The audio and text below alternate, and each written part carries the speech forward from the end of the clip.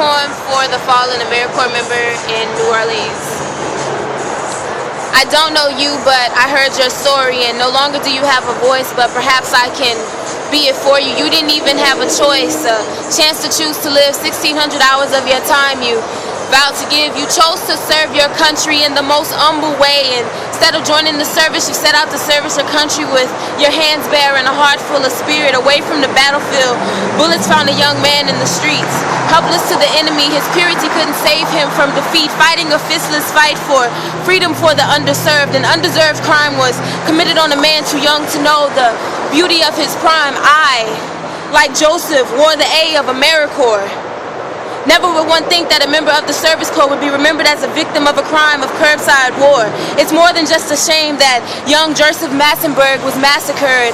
I don't know you, but I can only imagine your pain. I can only empathize with your teammates. I can only hold my head down to the tears streaming from your family's face as their son, brother, nephew's face was placed on Nola's front page.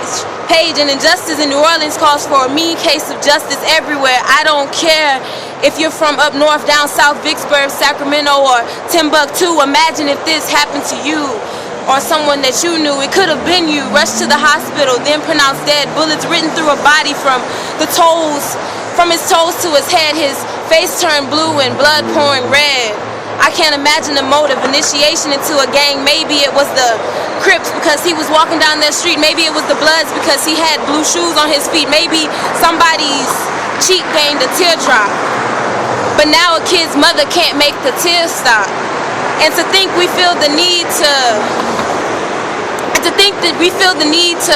come up with the reason to make the production of the gun stop. Think about the unit of AmeriCorps who take an oath to wear an A across their hearts, to wear their hearts across their sleeves.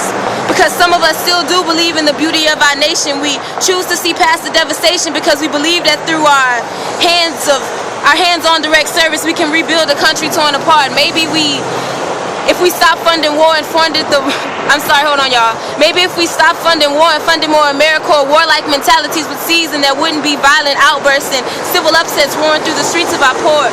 Violence can't be silenced and indignation can't rule our nation.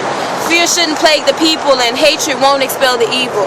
My name is Britt Baker. I was AmeriCorps NCCC Class 18 Sacramento campus, and my heart goes out to the fallen victim of AmeriCorps NCCC. Thank you.